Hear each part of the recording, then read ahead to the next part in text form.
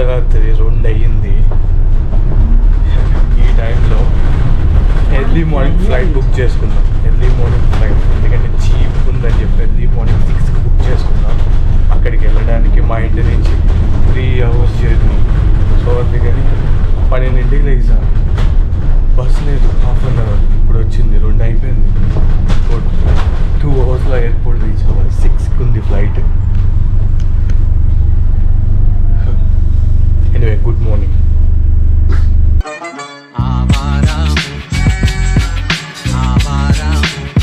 By bus అయితే reach అయ్యాలి అని ఇంకా హాఫ్ అన్ అవర్ ఉంది. ఇంకా నేను ఆల్మోస్ట్ 15 minutes 20 minutes దూరం వెళ్ళాలి. అందుకే క్యాబ్ బుక్ చేసుకున్నా ఇక్కడ నుంచి.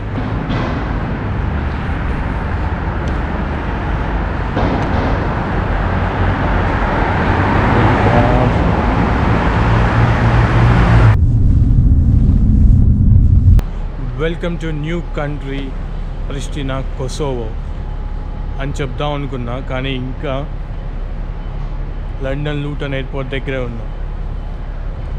ఫ్లైట్ కూడా వెళ్ళిపోయింది. లేట్గా రాలా, టైంకే వచ్చా. కానీ నేను లోపలికి అలౌ చేయాలి. వీసా లేదు అని చెప్పి, వీసా ప్రాబ్లం ఉందని చెప్పి లోపలికి అలౌ చేయలేదు అనమాట. అసలు యాక్చువల్గా ఆ ఫ్లైట్లో ఉండాలి నేను. కనిపిస్తుంది అక్కడ, ఆ ఫ్లైట్లో ఉండాలి నేను ఇప్పుడు. బట్ కానీ నా దగ్గర వీసా లేదని చెప్పి అలౌ చేయలేదు. యాక్చువల్గా ఈ కొసోవో ఉంది కదా, ప్రిస్టినా కొసోవో క్యాపిటల్ అనమాట. ప్రిస్టినా కొసోవో క్యాపిటల్.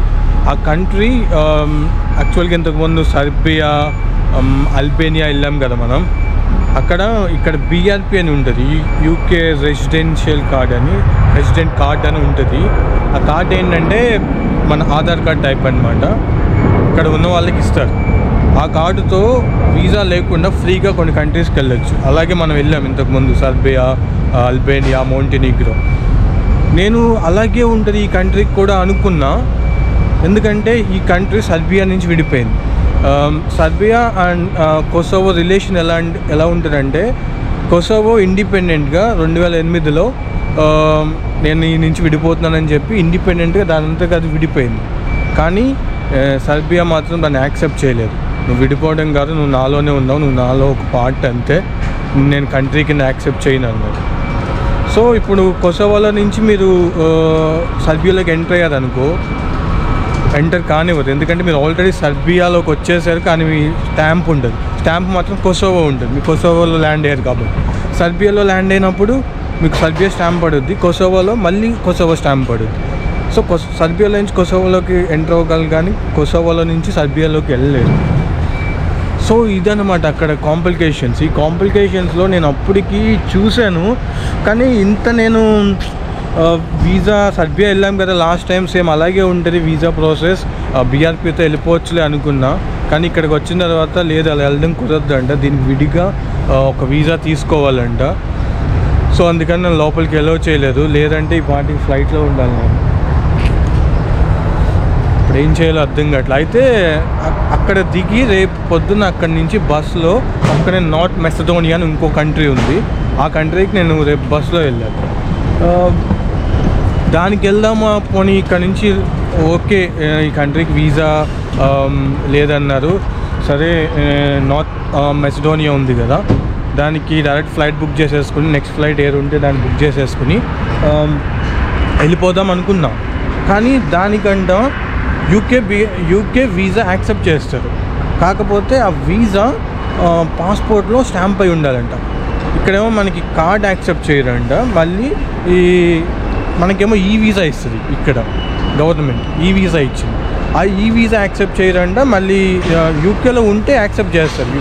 ఇండియన్ పాస్పోర్టు యూకేలో ఉంటే ఆ ప్రూఫ్స్తో నార్త్ మెసడోనియా వెళ్ళొచ్చంట. కానీ పాస్పోర్ట్ మీద వీసా స్టాంప్ అయి ఉండాలంటే. ఇక్కడ గవర్నమెంట్ ఏమో వీసా మీద స్టాంప్ వేసి ఇవ్వదు, ఈ వీసా ఇచ్చింది.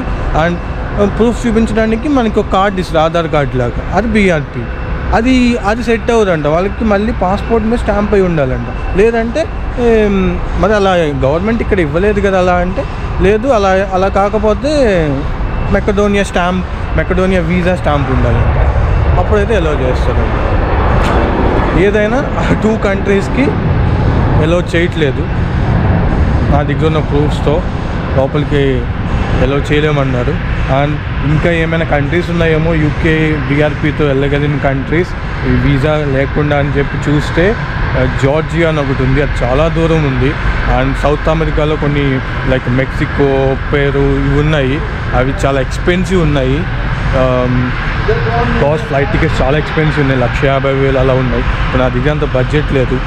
యూరోప్లో అయితే లైక్ 4,000, 5,000 టికెట్లు దొరుకుతాయి. అందుకని చెప్పి యూరోప్లో చూస్తే ఈ 2 కంట్రీస్కి ఎలో లేదన్నారు, అలాగే బుక్ చేసుకున్నాం. ఇంకోటేమో జార్జియా కొంచెం దూరం ఉంది, అది కూడా కొంచెం ఎక్స్పెన్సివ్ ఉంది. ఇంకా యూరోప్లో అయితే ఇంకేమీ లేవు. ఒక్కటి ఏం ప్రాబ్లం వచ్చిందంటే బ్రెగ్జిట్ అయిన తర్వాత ఇక్కడ ఎవరికి లాభం ఎంత వచ్చిందో తెలియదు, కానీ ట్రావెలర్స్కి మాత్రం నాలాంటి వాళ్ళకి చాలా, యూకే వీసాలో ఉన్న వాళ్ళకి చాలా చాలా చాలా నష్టం జరిగినట్టే. ఎందుకంటే బ్రెగ్జిట్ అవ్వటం వల్ల యూరోలో నుంచి ఎగ్జిట్ అయిపోయింది కదా. సో యూరోప్లో ఏ కంట్రీకి వెళ్ళాలన్నా వీసాస్ తీసుకోవాలి. ఇదివరకు అయితే యూరోప్లోకి ఈజీగా వెళ్ళడానికి, అండ్ యూరోప్లో కనుక మీకు బీఆర్పీ ఉంటే లైక్ ఇలా ఇప్పుడు ఇక్కడ నాకు యూకేలో ఉన్నట్టు నేను కనుక యూరోప్లో ఏ కంట్రీలో ఉన్నా ఇప్పుడు నేను వెళ్ళగలిగిన ఈ 2 కంట్రీస్కి ఈజీగా వెళ్ళిపోవచ్చు, నన్ను ఆపేవాళ్ళు కాదు. కానీ ఇప్పుడు బ్రెగ్జిట్ అయిపోవడం వల్ల సో ఈ బీఆర్పీని యాక్సెప్ట్ చేయరంట కొసోవోలో. అండ్ నార్త్ మెకడోనియాలో ఫిజికల్గా కాదంట, పాస్పోర్ట్ మీద స్టాంప్ అయి ఉండాలంట వీసా, అలా అయితేనే యాక్సెప్ట్ చేస్తారంట. ఈ ఇష్యూ నేను ఇప్పుడు ఇంటర్నెట్లోకి వచ్చిన ఒక 1 అవర్ కూర్చొని చాలాసేపు కూర్చొని చూశాను. చాలామంది కంప్లైంట్ చేశారు, ఏమనంటే లైక్ మమ్మల్ని అలౌ చేయలేరు. ఇంటర్నెట్లో ఏమో బీఆర్పీ అండ్ పాస్పోర్ట్ ఉంటే, ఇండియన్ పాస్పోర్ట్ ఉంటే మెకడోనియాలోకి వెళ్ళొచ్చు అని ఉంది, కానీ ఇక్కడికి వస్తే మమ్మల్ని స్టాఫ్ అలౌ చేయలేదు అని చెప్పి చాలామంది చెప్తున్నారు. మెయిన్ రీజన్ అయితే ఇది. నేను కూడా అందులో ఒక బాధ్యత ఉంది, ఈరోజు అందులో ఒక బాధ్యత ఉంది. సో అదండి, ఇప్పుడైతే నేను చూపిద్దాం అనుకున్నా కొసోవో అండ్ నార్త్ మెసిడోనియా, నన్ను పంపించలేదు. ఎనీవే వీడియోని అయితే ఇంత ఎంజాయ్ చేస్తున్నాను. కనీసం ఒక 4 వీడియోస్ అయినా వస్తాయి అనుకున్నా ఈ ట్రిప్లో, ఒక్క వీడియో కూడా సరిగ్గా రాలేదు.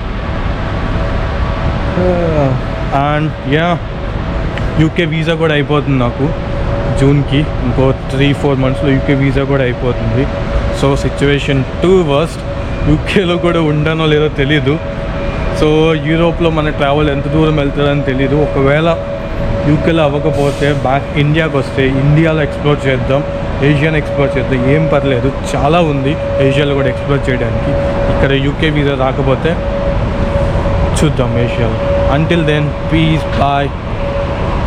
సబ్స్క్రైబ్ చేయండి, మీరు సబ్స్క్రైబ్ చేస్తే ఇంకా నాకు మోటివేషన్ వస్తుంది, అండ్ నాకు ఇంకా మనీ కూడా కావాలి. నా సెల్ఫ్ మనీతో ట్రావెల్ చేయడం చాలా కష్టంగా ఉంది.